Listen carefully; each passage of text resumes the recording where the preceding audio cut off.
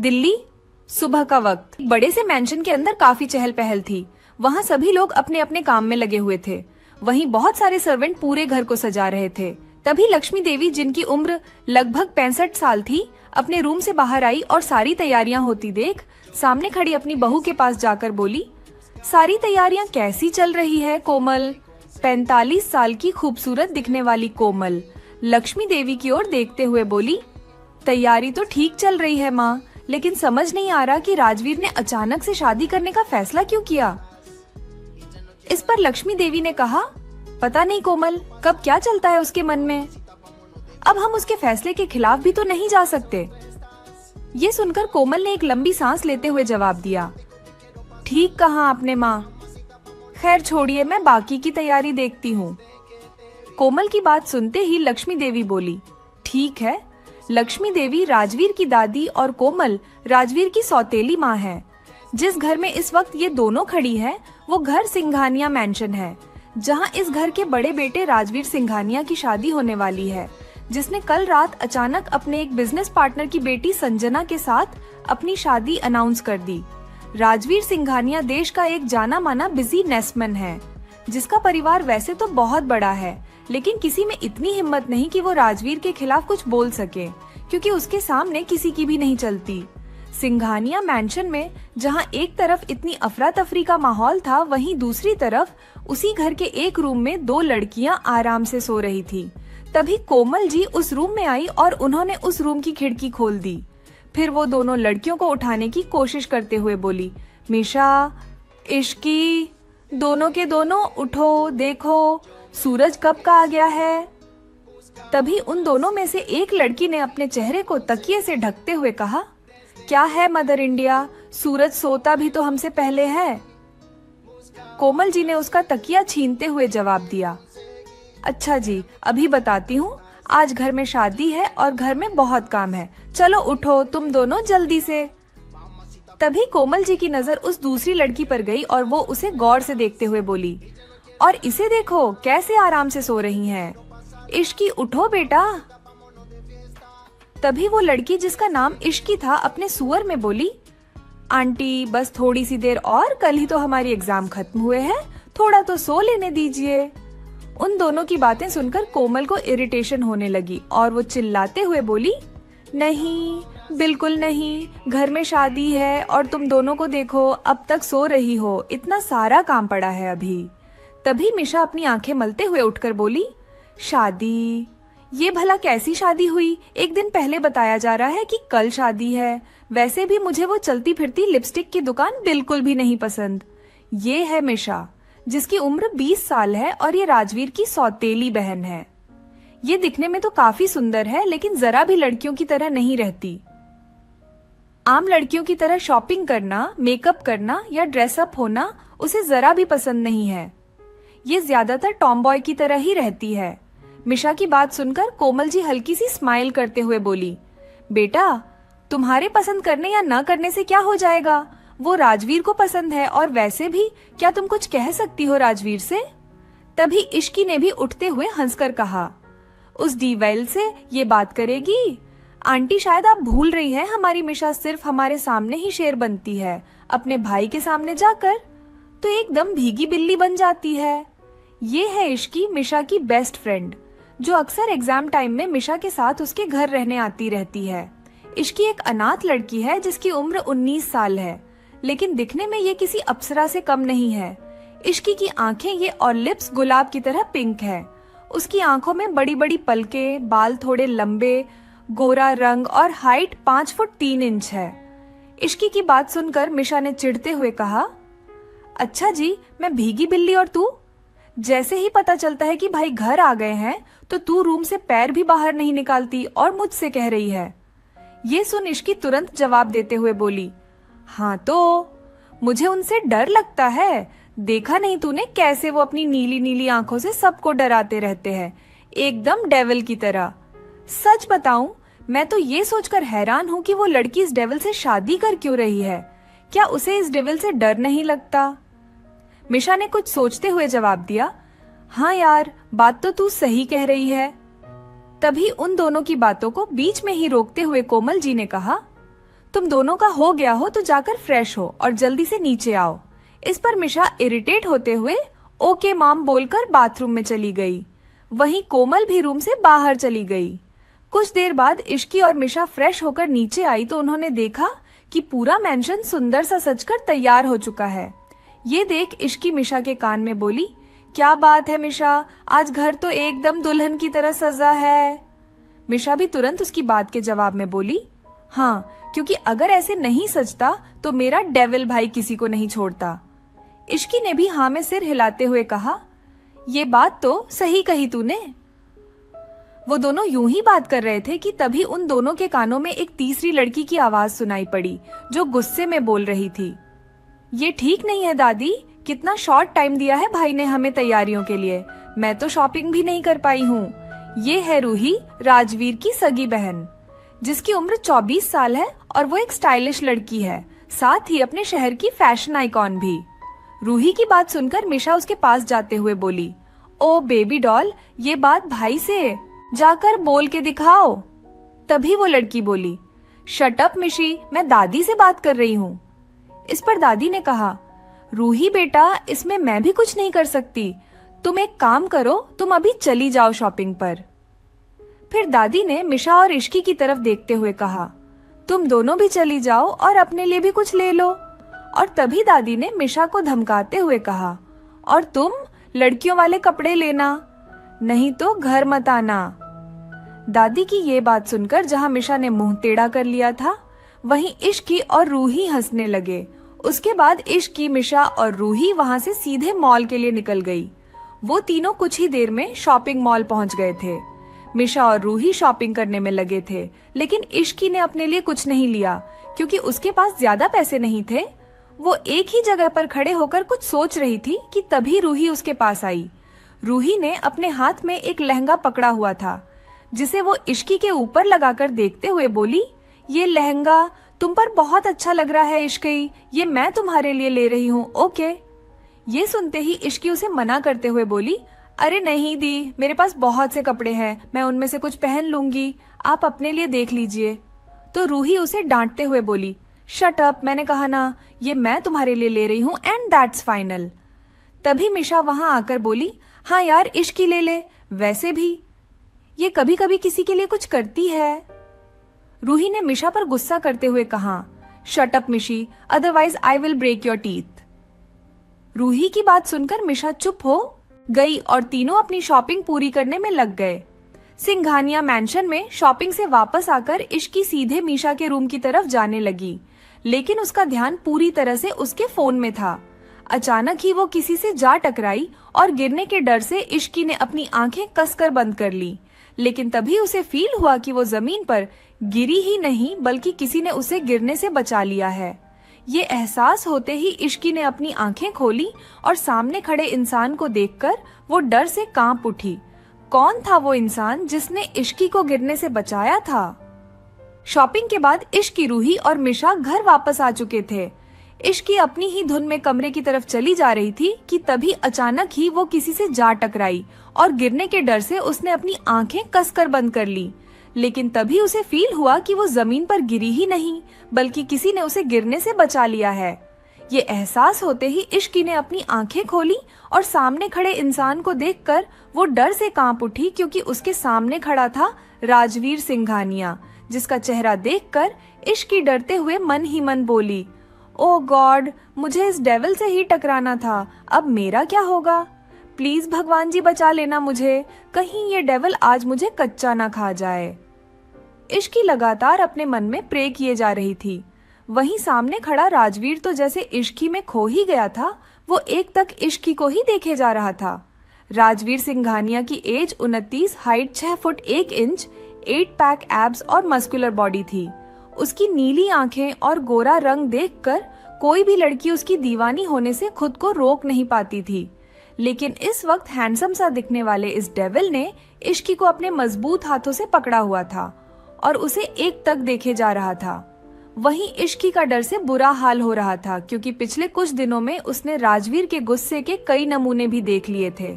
तभी इश्की ने अपने डर पर काबू करने की कोशिश करते हुए अपनी सारी हिम्मत जुटाकर राजवीर से कहा, मिस्टर सिंघानिया मुझे छोड़िए प्लीज। इश्की की बात सुनकर राजवीर होश में आया और उसने इश्की को छोड़ दिया। राजवीर की बाहों से छूटते ही इश्की राजवीर को सॉरी बोलकर वहां से भाग खड़ी हुई, लेकिन राजवीर इश्की को तब तक देखता रहा जब तक वो अपने रूम के अंदर चली नहीं गई। उसके जाने के बाद राजवीर भी अपने रूम में चला गया और अपने असिस्टेंट समर को कॉल करने लगा। समर के कॉल रिसीव करते ही राजवीर बोला, जो काम दिया था वो कब तक होगा? ज्यादा वक्त नहीं है मेरे पास। सामने से समर ने जवाब दिया, ऑलमोस्ट हो गया है सर, रात तक आपके पास होगा। राजवीर ने एक गहरी सांस लेते हुए कहा, ओके जल्दी खत्म करो उसे। ये बोलते ही उसने कॉल को कट कर दिया। कॉल कट करते ही राजवीर अपने रूम से एट टच स्टडी रूम की तरफ चला गया, जहां की एक वॉल पर इश्की की बड़ी सी फोटो लगी हुई थी। इस फोटो के करीब जाकर राजवीर उसे छूते हुए बोला, बस आज की रात, उसके बाद तुम हमेशा के लिए मेरी बन जाओगी। तुम्हारे नाम के साथ मेरा नाम जुड़ जाएगा। मैं तुम्हें बता भी नहीं सकता कि जब से मैंने तुम्हें देखा है मैं तुमसे कितना प्यार करने लगा हूं। मुझे तो पता भी नहीं चला कि ये दिल कब तुम पर आ गया। राजवीर यूं ही उस फोटो से बात करता रहा और देखते ही देखते शाम हो गई। घर के सभी लोग और भी ज्यादा बिजी हो गए। अब तक संजना भी यहाँ आ चुकी थी और एक रूम में दुल्हन की तरह तैयार हो रही थी। उसके आसपास उसकी सभी दोस्त बैठी हुई थी। तभी संजना की एक दोस्त बोली, यार संजना, मानना पड़ेगा तुझे, फाइनली तू राजवीर सिंघानिया से शादी करने वाली है। कितनी लड़कियां मिसेस सिंघानिया बनने के सपने देख रही थी और तूने बाजी मार ली। इस पर संजना ने अकड़ते हुए कहा, तो मैं क्या तुझे ऐसी वैसी लड़की लगती हूँ? संजना दीवान नाम है मेरा, सिर्फ मैं ही राजवीर के साथ बेस्ट लगती हूँ और ये बात उसे भी पता है। तभी उसकी दूसरी दोस्त ने कहा, हाँ यार इसमें तो कोई शक नहीं है, लेकिन राजवीर है बहुत खतरनाक, उसका तो नाम ही काफी है लोगों को डराने के लिए। ये सुनते ही संजना ने जवाब देते हुए कहा, हाँ ये बात तो है, लेकिन वो मुझसे बहुत प्यार करता है, तभी तो मुझसे शादी के लिए मान गया। संजना की सभी दोस्त ऐसे ही उसकी चापलूसी करने में लगी हुई थी। वहीं मिशा के रूम में इश्की मिशा को बहुत देर से आवाज लगा रही थी, क्योंकि मिशा बाथरूम से बाहर ही नहीं निकल रही थी।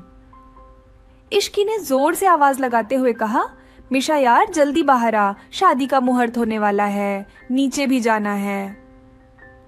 इस बार भी इश्की की आवाज सुनकर मिशा ने दरवाजा नहीं खोला, लेकिन तभी रूही रूम में आई। उसने इस वक्त ब्लू कलर का लहंगा पहना हुआ था। वो जैसे ही रूम में आई तो उसकी नजर इश्की पर ठहर गई और वो अंदर आते हुए बोली, वाओ इश्की, तुम कितनी सुंदर लग रही हो। मैंने कहा था ना तुम पर ये हॉट पिंक लहंगा बहुत अच्छा लगेगा। इश्की ने आज हॉट पिंक कलर का लहंगा पहना हुआ था और अपने बाल भी खुले छोड़े हुए थे। रूही के कॉम्प्लीमेंट के लिए इश्की ने रूही को थैंक यू कहा और फिर तुरंत मिशा की शिकायत करते हुए बोली, देखिए नादी, ये मिशा कब से बाथरूम के अंदर घुसी हुई है, निकलने का नाम ही नहीं ले रही है। तभी रूही ने भी चिल्लाकर मिशा को आवाज लगाते हुए कहा, मिशा बाहर आई नहीं तो अब मैं मम्मा को बुलाकर लाती हूँ। मम्मा का नाम सुनते ही मिशा तुरंत गेट खोल के बाहर निकल आई और गुस्सा दिखाते हुए बोली, तुम क्यों मुझे बार बार मम्मा के नाम की धमकी देती रहती हो? मिशा की बात सुनकर रूही और इश्की कुछ नहीं बोले, बल्कि वो तो बस हैरान होकर मिशा को ही देखते रह गए, क्योंकि मिशा ने आज पहली बार लड़कियों की तरह ड्रेसअप किया हुआ था। उसने इस वक्त वाइन कलर का लहंगा पहन रखा था। मिशा को इस गेटअप में देखकर रूही बोली, फाइनली मुझे आज मेरी बहन मिल गई, वरना मुझे तो लगने लगा था कि मैं इकलौती बेटी हूँ सिंघानिया परिवार की। रूही की बात सुनकर मीशा बुरी तरह से चिढ़ गई, लेकिन तभी रूही का साथ देते हुए इश्की ने कहा, आपने ठीक कहा दी, मुझे भी कभी कभी लगता था कि मैं एक गुंडे के साथ रहती हूँ। इतना कहते ही रूही और इश्की दोनों हंसने लगे। तभी रूही अचानक से सीरियस होकर कुछ सोचते हुए बोली, मेरे पास एक और प्लान है। इश्की ने हैरान होते हुए पूछा, वो क्या दी? इश्की का सवाल सुनकर रूही वहां से कहीं जाते हुए बोली, एक मिनट, आखिर क्या चल रहा है रूही के दिमाग में? क्यों डरती थी इश्की राजवीर से और क्या कर रही है? राजवीर के स्टडी रूम में इश्की की तस्वीर। अगला भाग सुनने के लिए हमें कमेंट करें, वीडियो लाइक करें, चैनल को सब्सक्राइब जरूर करें। धन्यवाद।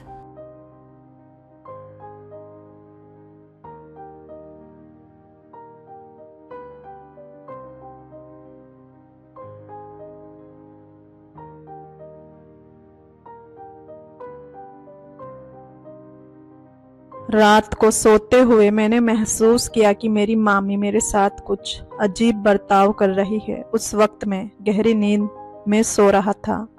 मुझे लगा शायद मैं सपना देख रहा हूँ। कुछ देर बाद उनकी हरकतों से मेरी नींद खुल गई। तब मैंने देखा कि मेरी मामी मेरे साथ कुछ अजीब और गलत करने की कोशिश कर रही है। ये देखकर मैं हैरान रह गया। फिर मैंने उनसे कहा कि आप मेरे साथ ये क्या कर रही हैं? मैं आपके बच्चे जैसा हूँ। उसके बाद भी मैंने देखा कि मामी किसी अजीब तरह की खुशी पाने की लालच में और भी ज्यादा पागल होने लगी। उनकी इन हरकतों को देखकर मैं सन्न रह गया। मामी की आंखों में मैंने एक अजीब तरह की ख्वाहिश देखी। मेरे बार बार मना करने के बाद भी वह मेरी बात नहीं सुन रही थी। मामी किसी खास आनंद की खोज में और ज्यादा बेकाबू हो गई। मामी ने मेरे साथ जो किया उसे सुनकर आपके होश उड़ जाएंगे। मेरा नाम अनमोल है और मेरी उम्र 21 साल है। मैंने अपनी पढ़ाई पूरी करके एक प्राइवेट सेक्टर में जॉब करना शुरू कर दिया। साथ में मेरे मम्मी पापा और मेरी बहन और मामा मामी रहते हैं। मेरी मामी का नाम अंजना है। मामी की उम्र अभी 29 साल है। मेरे मामा होटल चलाते हैं और मेरी मामी एक हाउसवाइफ है। दीपावली की छुट्टी थी इसलिए मैंने घर जाने की तैयारियां की। सबके लिए खूब सारी शॉपिंग किया, खासकर अपनी मम्मी के लिए 4-5 पीस एक से बढ़कर एक साड़ी खरीदा। मम्मी के लिए साड़ियाँ और पापा के लिए अच्छे अच्छे पैंट और शर्ट शॉपिंग की। मैंने टिकट पहले से बुक करा रखी थी इसलिए दीपावली त्योहार से 5 दिन पहले घर के लिए निकल गया। मैं 2 साल बाद अपने घर जा रहा था क्योंकि जब से जॉब ज्वाइन किया तब से घर जाना नहीं हुआ था, इसलिए सबके लिए कुछ ना कुछ खरीदा। खासकर अपनी मामी के लिए लगभग 27 घंटे के सफर के बाद आखिरकार मैं अपने घर पहुंच गया। रात के करीब 10 बज गए थे। घर पहुंचा तो देखा सब सो चुके थे। मैंने मम्मी को उठाया, उनसे थोड़ी बातचीत करके खाना खाकर सो गया। काफी रात हो चुकी थी इसलिए मामी को नहीं उठाया। सुबह 7 बजे मेरी मामी ने मुझे जगाना शुरू कर दिया। कमरे का दरवाजा खुला था इसलिए मामी पास आकर मुझे जगाने लगी और मुझसे अपने गिफ्ट के बारे में पूछने लगी। मैं नींद भरी आंखों से कह रहा था, अभी आप जाओ, अभी मुझे सोने दो, लेकिन उन्हें अभी चाहिए था इसलिए मामी ने मेरे ऊपर से कंबल खींच ली। मैं हड़बड़ाकर उठा और मेरी हालत खराब हो गई क्योंकि मैं जिस हालत में सोया था मामी मुझे उसी हालत में देख ली थी। मुझे बहुत शर्मिंदगी महसूस हुई और दूसरी तरफ मामी मुझे इस हालत में देखकर हंस रही थी। मैं जल्दी से उठकर बैठ गया और मैंने उन्हें अच्छे से देखा, मानो मैं उन्हें पहचान नहीं पा रहा हूँ। इन 2 सालों में वह कितना बदल गई थी, बिल्कुल अलग लग रही थी। इतने दिनों बाद मैंने अपनी प्यारी मामी को देखा तो ऐसा लगा जैसे कोई अनजान प्यारी सी परी मेरे सामने आई हो। तभी उनकी आवाज से मेरा ध्यान टूटा। अंजना, मामी ने कहा, क्या देख रहे हो इस तरह से जैसे मुझे पहले कभी देखा ही नहीं हो? मैंने कहा, हाँ, सच में आप बहुत बदल गई हो, मैं आपको पहचान ही नहीं पा रहा हूँ। तब मामी बोली, मुझे बाद में दिल भरकर देख लेना, पहले मेरे लिए क्या लाए हो वह निकालो। मैंने कहा, मामी अभी दे रहा हूँ, और अलमारी से उनके कपड़े उन्हें दे दिया। वह बहुत खुश हो गई और उसी खुशी में मुझे एक अजीब तरीके से उन्होंने पकड़ लिया। उनके इस अजीब तरीके से पकड़ने पर मेरी हालत खराब होने लगी। थोड़ी देर बाद मैं बाथरूम गया और फ्रेश हो गया। बाथरूम से निकलकर मैंने सुबह का नाश्ता किया। नाश्ता करने के बाद कमरे में बैठकर मोबाइल पर फिल्म देख रहा था। तभी मामी आई और बोली, मुझे दीपावली पर घुमाने ले चलोगे ना? मैंने कहा, ठीक है मामी, चलेंगे। फिर त्योहार में हम दोनों ने लोगों ने मिलकर बहुत सारी मस्ती की। मामी ने कहा, चलो हिमाचल प्रदेश घूमने चलते हैं। मैंने कहा, आज तो वापस आना मुश्किल होगा।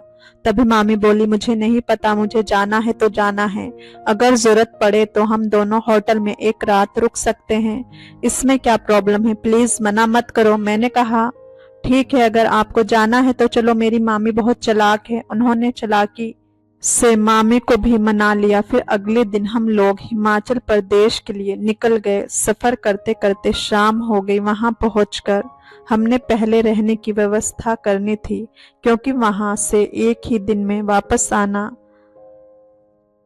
मुमकिन नहीं था। मैंने मामी ने मिलकर होटल ढूंढना शुरू किया। आखिरकार हमें एक कमरा मिला, वह भी सिंगल था। त्योहार की छुट्टियों में हर जगह भीड़ थी, इसलिए सिंगल रूम ही लेना पड़ा। फिर हमने अपना सामान रखा और कुछ देर आराम करने के बाद घूमने के लिए निकल पड़े। मामी ने ब्लू कलर का टॉप पहना हुआ था, जिसे देखकर सभी उनकी ओर देख रहे थे। ये देखकर मुझे बहुत गुस्सा आ रहा था, लेकिन मैं किसी से कुछ कह नहीं पा रहा था।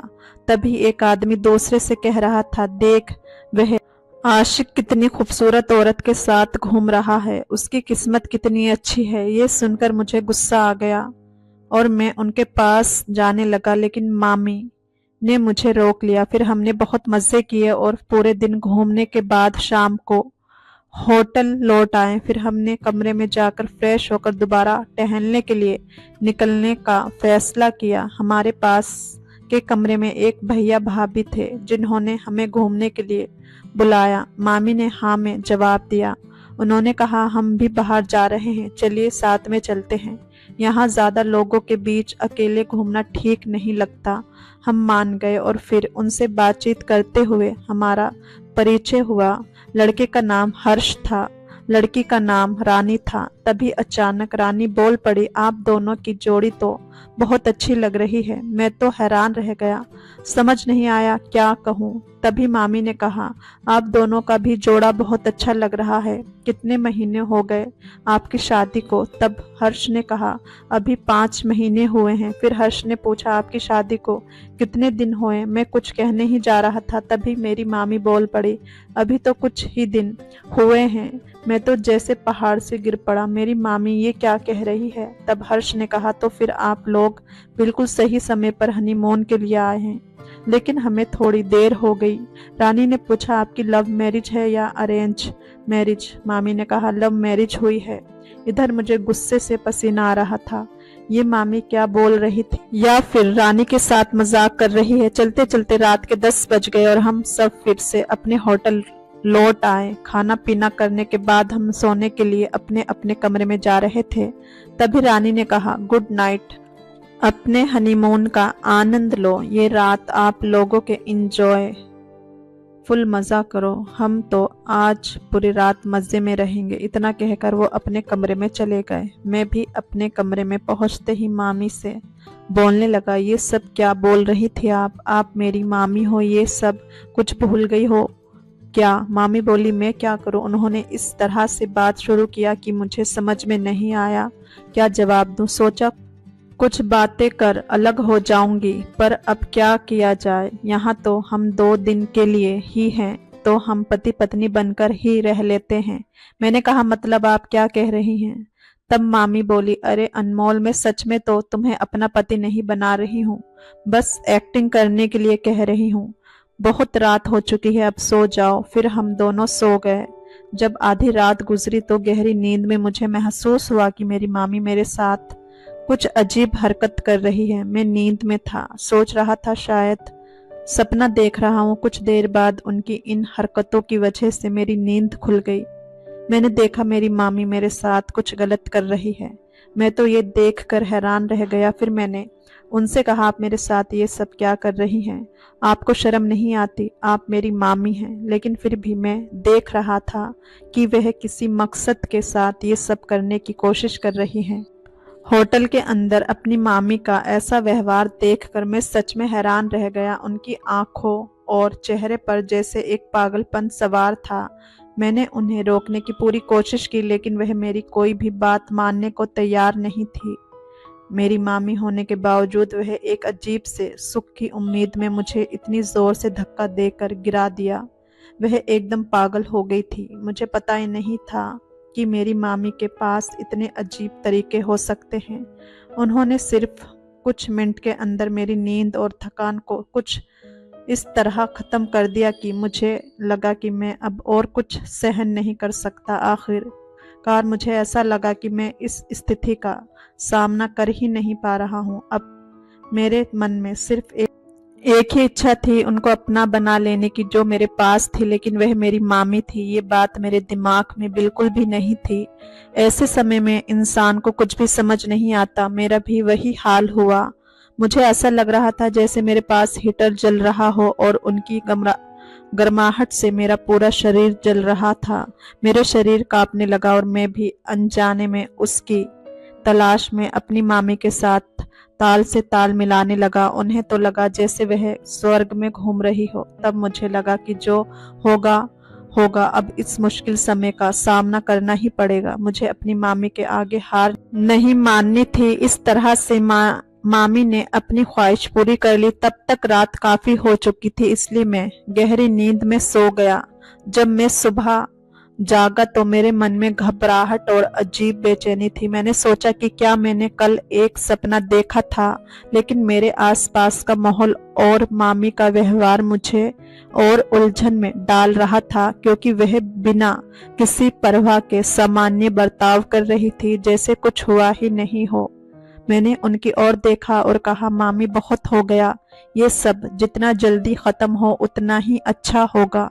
हमें इस फर्जी रिश्ते को और आगे नहीं खींचना चाहिए।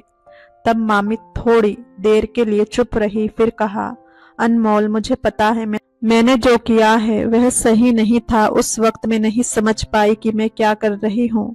वह तो सिर्फ एक नाटक था। तब मैंने थोड़ी राहत की सांस ली। उस रात हमने फैसला किया कि कल सुबह हम रानी और हर्ष को सच बता देंगे, भले ही वो कुछ भी सोचे। अब और झूठ नहीं चल सकता था। अगले दिन नाश्ते के वक्त हमने सबके सामने सच्चाई बताई। वो हैरान थे, लेकिन धीरे धीरे बात को समझ गए।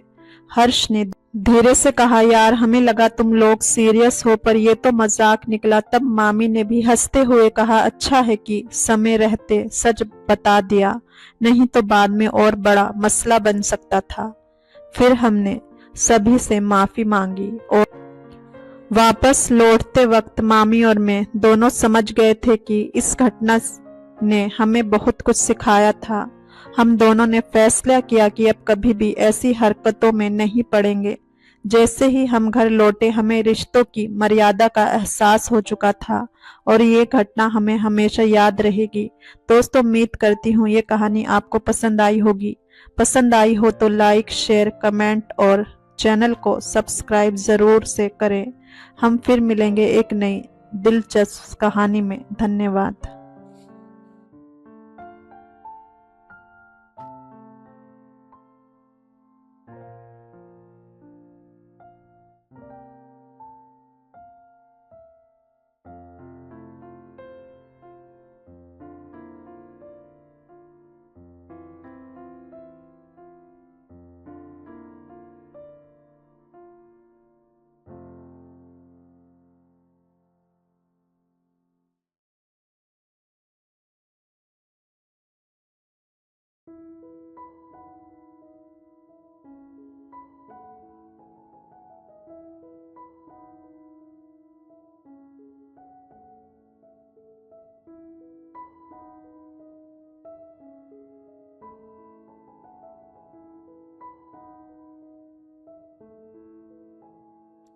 राजस्थान में अपनी बड़ी सी हवेली के अपने बड़े से कमरे में बैठी कलावती जी कुछ सोचों में गुम थी। आज कलावती जी को अपने पोते रणवीर शेखावत की बहुत याद आ रही थी। अपने बेटे और बहू के एक्सीडेंट में गुजरने के बाद उन्होंने अपने पति रणधीर शेखावत और रणवीर की दाई माँ के साथ मिलकर रणवीर पाला पोसा था। उस समय रणवीर बस 7 साल का था। अपने माता पिता के गुजरने के बाद रणवीर चुपचाप सा रहने लगा था। रणवीर की दादी ने रणवीर को भरपूर प्यार दिया, पर वो उसकी उदासी को कम ना कर सके। वो ज्यादातर अपनी पढ़ाई में लगा रहता, पर जब भी उसके पास समय होता तो वो अपने दादाजी के साथ ऑफिस चला जाता था। दादाजी उसे धीरे धीरे बिजनेस की बारीकियां सिखाने लगे।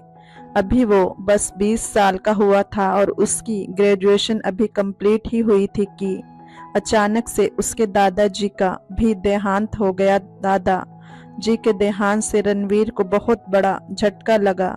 दादी जी भी दादाजी के जाने के गम से टूट गई थी, मगर रणवीर के लिए उन्होंने खुद को संभाल लिया था और उसे समझा बुझाकर ऑफिस भेजना शुरू कर दिया। उनकी कंपनी और इंटरप्राइजेस की जिम्मेदारी रणवीर के कांधों पर आ गई थी। रणवीर ने जल्दी ही ऑफिस की सारी जिम्मेदारी बखूबी संभाल ली। रणवीर ने अपनी लगन और मेहनत से अपनी कंपनी को कामयाबी की ऊंचाइयों तक पहुंचा दिया। इस सब में रणवीर का मिजाज थोड़ा गुस्से वाला हो गया था। दादी माँ अच्छी तरह से जानती थी कि रणवीर भले ही थोड़ा गुस्से वाला हो गया है, पर दिल का वो हीरा है। अब दादी माँ रणवीर की शादी जल्द से जल्द कराना चाहती थी ताकि अपने जीवन साथी का प्यार पाकर उसकी उदासी कम हो जाए, पर रणवीर इतनी जल्दी शादी नहीं करना चाहता था, तो उसने दादी माँ को इतनी जल्दी शादी करने से मना कर दिया। पर दादी माँ उसकी शादी कराने के लिए बेचैन थी। वो अपने जीते जी रणवीर का घर बसा देखना चाहती थी। रणवीर दादी माँ के रोज रोज शादी को कहने से परेशान था। तभी रणवीर को एक मीटिंग के लिए अमेरिका जाना पड़ा। रणवीर का काम तो 1 महीने में खत्म हो गया, पर फिर भी वो वापस नहीं आया, क्योंकि उसे पता था कि दादी माँ उसके वापस आते ही शादी का दबाव बनाएगी। उसने अपनी कंपनी का काम अपने भरोसेमंद मैनेजर जयंत के जरिए ऑनलाइन संभाल लिया था। देखते देखते 2 साल हो गए। 2 साल से रणवीर अमेरिका में है। कलावती जी ने बहुत कोशिश कर ली रणवीर को वापस बुलाने की, पर रणवीर कोई बहाना बनाकर टाल देता। पर अब कलावती जी से और बर्दाश्त नहीं हो पा रहा था। वो जल्द से जल्द रणवीर की शादी कराना चाहती थी। रणवीर के जाने के बाद दादी माँ बहुत उदास रहने लगी थी। इतनी बड़ी हवेली रणवीर के चले जाने से सुनसान हो गई थी। रणवीर वैसे तो चुपचाप ही रहता था, पर दादी का रणवीर के बिना दिल नहीं लगता था। दादी माँ, मैं आपके लिए सूप लाई हूँ। मानवी की आवाज से कलावती जी अपनी सोचों में बाहर निकली। मानवी रणवीर की दाई माँ की बेटी है, जिसे रणवीर अपनी छोटी बहन मानता है। दाई माँ और मानवी हवेली में ही रहती हैं और कलावती जी देखभाल के साथ साथ हवेली का कामकाज भी देखती हैं। कलावती जी ने मानवी की तरफ देखा और उसे सूप टेबल पर रखने का इशारा किया। मानवी ने सूप टेबल पर रख दिया। दादी जी ने उसे अपने पास बुलाया और बोली, मानवी, रणवीर को फोन लगाओ और कहो कि दादी माँ की तबीयत बहुत खराब है, आप जल्द से जल्द यहाँ आ जाइए। मानवी दादी माँ की तरफ हैरानी से देख कर बोली, पर दादी माँ, आप तो बिल्कुल ठीक हैं। दादी माँ बोली, जैसा हमने कहा है वैसा ही करो। मानवी ने जवाब दिया, जी दादी माँ। फिर उसने दादी माँ के कहे अनुसार रणवीर को फोन लगा दिया। रात के 3 बजे थे। अभी रणवीर को सोए हुए मुश्किल से आधा घंटा हुआ था कि तभी उसके मोबाइल की रिंग बजने लगी। वो बिना देखे किसका फोन है अपने सर तकिए में घुसाकर फिर से सोने की कोशिश करने लगा, लेकिन बार बार फोन की रिंग ने आखिर उसे उठाने पर मजबूर कर ही दिया। रणवीर ने नींद में ही फोन अपने कान से लगाकर कहा, हेलो हेलो, सॉरी भाई, आपको इतनी रात में डिस्टर्ब किया। रणवीर ने आंखें बंद किए ही कहा, हूँ, इट्स ओके, बात क्या है ये बताओ, इस समय कॉल क्यों किया? मानवी अपनी घबराहट छुपाते हुए बोली, भाई, दादी माँ की हालत ठीक नहीं है, वो बार बार आपको याद कर रही हैं। अब तो दवा भी असर नहीं कर रही। रणवीर चौंक कर बोला, क्या हुआ दादी माँ को? अभी तो कल ही की बात थी कि वो बिल्कुल ठीक थी, फिर अचानक से भाई आज सुबह से ही उनकी हालत खराब है। वो सिर्फ आपको देखना चाहती हैं। दादी माँ की तबीयत के बारे में जानकर रणवीर अब पूरी तरह से जाग चुका था। वो बोला, अभी वो कैसी हैं? क्या वो जाग रही हैं? मैं उनसे बात कर सकता हूँ? मानवी बोली, जी। तभी दादी माँ ने इशारा किया, नहीं नहीं भाई, वो अभी भी सोई हैं, वो भी बहुत मुश्किल से। रणवीर बोला, ओके, तुम ख्याल रखना उनका, मैं आने की कोशिश करता हूँ। मानवी बोली, ठीक है भाई, लेकिन जल्दी कीजिएगा, दादी की हालत सीरियस है। रणवीर बोला, ठीक है, मैं 1-2 दिन में इंडिया पहुंच जाऊंगा। और फिर रणवीर ने फोन काट दिया। इधर मानवी ने फोन रखते ही कहा, दादी माँ, आपने तो मुझे से झूठ बुलवा दिया, लेकिन भाई जब आएंगे तो क्या होगा, वो तो मुझ पर गुस्सा करेंगे। दादी माँ बोली, कुछ नहीं होगा उसकी, तू चिंता ना कर। ये बात बता कब तक आएगा, क्या कहा उसने? मानवी बोली, 1-2 रोज में बोला है कि इंडिया आ जाएंगे। दादी माँ भगवान को याद करके हाथ जोड़कर बोली, बस भगवान जल्द से जल्द मेरा रणवीर शेखावत मेरे सामने आ जाए, इस बार तो उसे वापस नहीं जाने दूंगी। बहुत हो गई उसकी मनमानी, इस बार तो मैं उसकी एक नहीं सुनूंगी। मानवी बोली, लेकिन दादी माँ आपने मुझसे झूठ क्यों बोलने को कहा कि आपकी तबीयत ज्यादा खराब है, आप तो बिल्कुल फिट हैं। दादी माँ बोली, वो इसलिए कि मेरे रणवीर शेखावत को धन दौलत की तो भूख है नहीं, उसे अगर कोई चीज यहाँ ला सकती है तो वो है उसकी दादी यानी मैं। समझी कुछ? मानवी बोली, ओ अच्छा तो ये बात है, आप तो जीनियस निकली दादी माँ। दादी माँ इतराकर बोली, तो और क्या, मैं तो बचपन से ही होशियार हूँ। ये सुनकर मानवी खिलखिलाकर हंस पड़ी।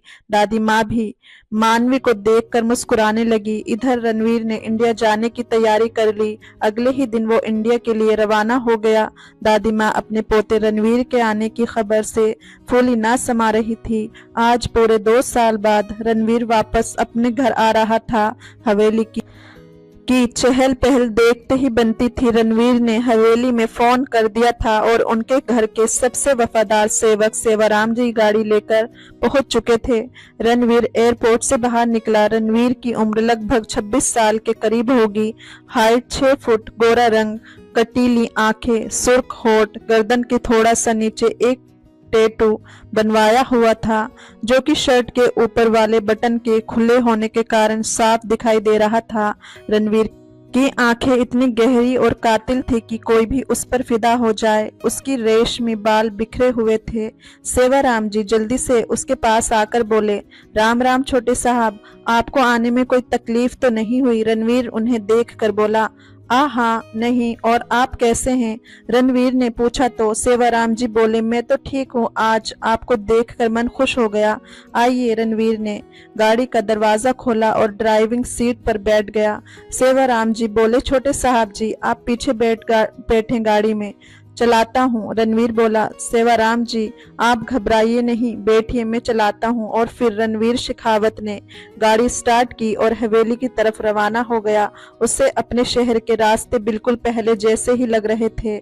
इन 2 सालों में कुछ खास बदला नहीं था। थोड़ी देर बाद गाड़ी हवेली के बाहर रुकी और रणवीर जैसे ही निकला, मानवी ने दौड़कर दादी माँ को बताया, दादी माँ भाई आ गए। दादी माँ खुश होकर बोली, क्या मेरा रणवीर आ गया? रणवीर को देखने के लिए दादी माँ अपनी कुर्सी से उठकर खड़ी हो गई और मानवी से बोली, मुझे नीचे ले चलो। मानवी जल्द से जल्द बोली, दादी माँ ये आप क्या कर रही हैं? आप भूल गई कि आपने मुझसे भाई से क्या कहलवाया था कि आप बीमार हैं। दादी माँ को याद आ गया। वो जल्दी से बोली, अरे हाँ, मैं तो उसके आने की खुशी में अपना ड्रामा भी भूल गई। चल जल्दी से मुझे लिटा दे और मैं लेटकर आंखें बंद कर लेती हूँ। दादी माँ अपने बिस्तर पर जाकर लेट गई। मानवी ने जल्दी से उन्हें चादर उड़ा दी और दादी माँ ने आंखें मूंद ली। दादी माँ आंखें मूंदने की अच्छी एक्टिंग कर रही थी, जिसे देखकर मानवी की हंसी छूटने वाली थी कि तभी रणवीर कमरे में आ गया। रणवीर आवाज लगाकर बोला, मानवी। दादी माँ मानवी आकर रणवीर के गले लग गई। प्रणाम भाई, आप आ गए। रणवीर चिढ़कर बोला, नहीं मेरा भूत आया है, तुमने इतनी रात को कॉल किया तो मुझे आना ही था। मानवी बोली, क्या भाई आप भी ना, कैसी बातें करते हैं, पता भी है हम सब ने आपको कितना मिस किया। रणवीर मानवी के सिर पर हाथ फेर कर बोला, मेरी प्यारी बहना कैसे हो तुम? मानवी ने जवाब दिया, मैं अच्छी हूँ भाई। रणवीर ने पूछा, दादी माँ कैसी हैं?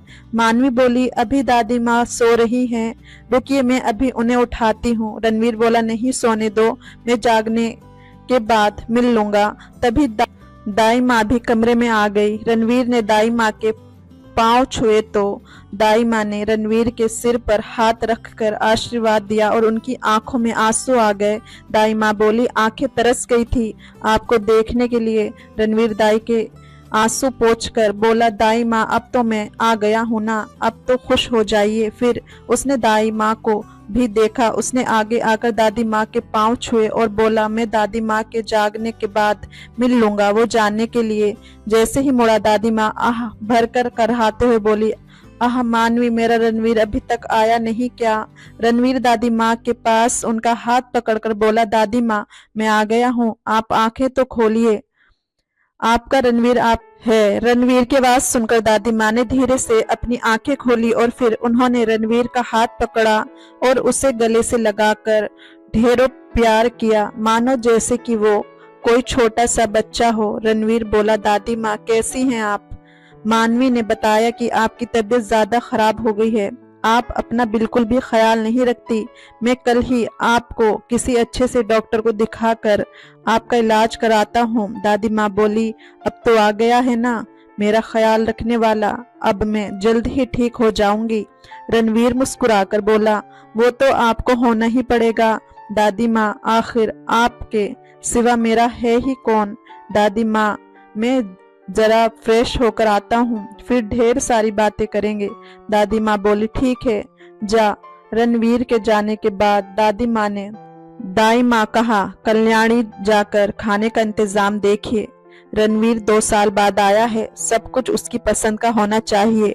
कल्याणी जी बोली, माँ जी आप चिंता मत कीजिए, मैंने सब कुछ रणवीर की पसंद का ही बनवाया है, मैं दिखवाती हूँ सब कुछ तैयार हुआ है कि नहीं। दाई माँ दादी माँ के कमरे से बाहर आई और सेवाराम को आवाज लगाई। सेवाराम जी भागे भागे आए, बोले, जी दाई माँ। दाई माँ बोली, सेवाराम जी दादी माँ ने कहा कि रसोई में जाकर देखिए खाना तैयार हो गया कि नहीं।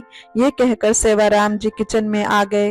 किचन में आकर सेवाराम जी बोले, फुलवा खाना तैयार हो गया, छोटे साहब यानी रणवीर शेखावत बाबू आ चुके हैं, जल्दी से खाने की मेज लगा दो।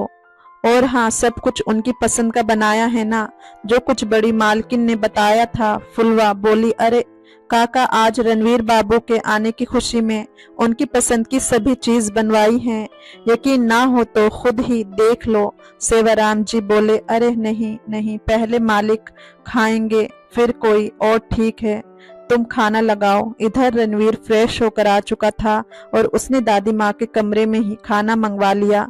दादी माँ बोली, रणवीर आज सब कुछ तेरी पसंद का है, तुझे मूंग दाल का हलवा पसंद है ना, खास तेरे लिए बनवाया है। रणवीर खुश होकर बोला, वाओ दादी माँ, आई लव यू। दादी माँ बोली, देख तो जरा कितना दुबला हो गया है, यहाँ खूब घी मक्खन खाएगा तो फिर से गोलू मोलू हो जाएगा मेरा बच्चा। रणवीर शेखावत चिढ़कर बोला, दादी माँ अब मैं बड़ा हो गया हूँ, आप क्या चाहती हैं मैं हाथी हो जाऊं ताकि कोई लड़की मुझे पसंद ही ना करे। दादी माँ हल्के से गुस्से में बोली, अरे कौन है जो मेरे राजकुमार जैसे पोते को नापसंद करेगी, तेरे लिए तो एक से बढ़कर एक राजकुमारियां हैं, बस तू जिसे पसंद कर ले वही हाँ कर दे। दादी की बात सुनकर रणवीर चुप हो गया। रणवीर जानता था कि अगर उसने कुछ और बोला तो दादी का पुराना शादी राग शुरू हो जाएगा, इसलिए उसने बात बदल दी। रणवीर बोला, दादी मानवी आपका ध्यान रखती है या नहीं, उससे कॉलेज भी जाना होता है, आप कहें तो मैं किसी और को आपकी देखभाल के लिए रख दूं। दादी माँ बोली, रणवीर बेटा अभी तो तू सफर से थका हारा आया है, अभी तो आराम कर ले, ये बात तो बाद में भी हो सकती है और मुझे तुझसे बहुत जरूरी बात करनी है। रणवीर खाना खाकर बोला, जी दादी। और फिर रणवीर वहां से अपने कमरे में चला गया। अगले दिन सुबह को रणवीर सोकर उठा तो हवेली में काफी चहल पहल थी। उसने सेवाराम जी को आवाज दी, सेवाराम जी। सेवाराम जी भाग कर आए और बोले, जी छोटे मालिक आपने मुझे बुलाया। रणवीर ने पूछा, ये इतना शोर क्यों हो रहा है, हवेली में कुछ है क्या? सेवाराम जी बोले, छोटे मालिक आपकी आने की खुशी में दादी माँ पूजा रखवाई है और दावत का आयोजन किया है। रणवीर बोला, ठीक है आप जाइए। सेवाराम जी ने पूछा, आपको कुछ चाहिए था? मालिक रणवीर जवाब दिया, नहीं। सेवाराम जी चले गए। उनके जाने के बाद रणवीर फ्रेश होने के लिए चला गया और शावर लेकर तैयार होकर अपने कमरे में बालकनी में आकर नीचे देखा तो बाहर गार्डन में बड़ा सा टेंट लगा हुआ था और हलवाई खाना बनाने में लगे हुए थे। रणवीर वहां से हटकर अपने कमरे में आ गया और अपनी वॉच बेड की साइड टेबल से उठाकर पहन ली और अपना मोबाइल उठाकर कमरे से बाहर आ गया। सबसे पहले रणवीर दादी माँ के कमरे में आया और दादी माँ से पूछा, दादी माँ ये सब क्या है? दादी खुश होकर बोली, रणवीर मेरा बच्चा, आ इधर आ, मैं तेरा ही इंतजार कर रही थी। बेटा तू पूरे 2 साल बाद वापस आया है। जब से तुम्हारे दादाजी गए हैं इस हवेली की रौनक चली गई। अब तू वापस आ गया है तो सोचा कि कुछ रिश्तेदारों और जान पहचान वालों को बुलाकर दावत कर दूं, इसी बहाने तुझसे लोग मिल भी लेंगे। रणवीर दादी माँ के पास बैठते हुए बोला, पर दादी माँ आपकी तबीयत खराब है और आप ये सब। दादी माँ बोली, अब परवर मत कर, और रही बात मेरी तो अब इस बुढ़ापे में कब क्या हो जाए कुछ पता नहीं। रणवीर अपने मन में बोला, ये दादी ना पक्का किसी से मुझे मिलवाएगी, ये जरूर मेरी शादी के चक्कर में पड़ी है, लेकिन मैं भी आपका ही पोता हूँ, इस झंझट में नहीं फंसने वाला। थोड़ी देर पुजारी जी आ गए और पूजा शुरू हो गई। पूजा होने के बाद दादी माँ ने पंडित जी को रणवीर की कुंडली दिखाई। रणवीर की कुंडली देखकर पंडित जी के चेहरे पर चिंता की लकीरें उभर आई। पंडित जी को चिंतित देखकर दादी माँ ने पूछा, क्या बात है पंडित जी, आप चिंतित दिखाई दे रहे हैं? कोई चिंता की बात है तो नहीं? पंडित जी बोले, चिंता मत कीजिए, ज्यादा चिंता की बात नहीं है। दादी माँ बोली, मेरे रणवीर के जीवन में विवाह का योग तो है ना? पंडित जी बोले, विवाह का योग तो है, पर विवाह होने के बाद दोनों पति पत्नी को बहुत परीक्षाओं से गुजरना पड़ेगा। दोनों ने वो परीक्षा पार कर ली तो फिर उनके जीवन से सभी कष्ट दूर हो जाएंगे और वो एक खुशहाल लंबा जीवन व्यतीत करेंगे। दादी माँ ने पंडित जी भोजन करवाया और पंडित जी को दान दक्षिणा देकर विदा किया। शाम हो चुकी थी, सारे मेहमान जा चुके थे। हवेली की रौनक देखते ही बनती थी। दादी जी ने सेवाराम जी से कहा, सेवाराम पहले गरीबों को भोजन करा दो। सेवाराम जी बोले, दादी माँ उन्हें के लिए भोजन जा रहा है। दादी ने सेवाराम जी से गरीबों को कपड़े और पैसे दान करने के लिए रणवीर शेखावत को बुलाने भेजा। रणवीर अपने कमरे में बैठा अपने लैपटॉप पर काम कर रहा था। सेवाराम जी रणवीर के पास आकर बोले, छोटे मालिक दादी माँ आपको बुला रही है। रणवीर बोला, ठीक है आप चले, मैं आया। रणवीर दादी माँ के पास आकर बोला, जी दादी माँ आपने बुलाया? दादी माँ बोली, हाँ। रणवीर चलो गरीबों को अपने हाथों से कपड़े और पैसे दान कर दो। रणवीर बोला, पर दादी माँ मैं। दादी माँ बोली, हाँ तू और कौन, इस हवेली का एकलौता वारिस है तू, ये तो धर्म कर्म के काम होते हैं, तुझे ही करने हैं ना। बेटा चलो। शाबाश। रणवीर दादी माँ की बात मानकर बाहर आ गया। रणवीर बाहर आकर देखा तो सेवाराम जी गरीब लोगों को खाना बंटवा रहे थे। रणवीर को देखकर वो रणवीर के पास आए और कपड़े और पैसे गरीबों में बंटवाने लगे। कपड़े और पैसे बंटवाकर जब रणवीर हवेली के अंदर आया तो एक लड़की श्वेता उसके पास आई और बोली, हेलो रणवीर कैसे हो?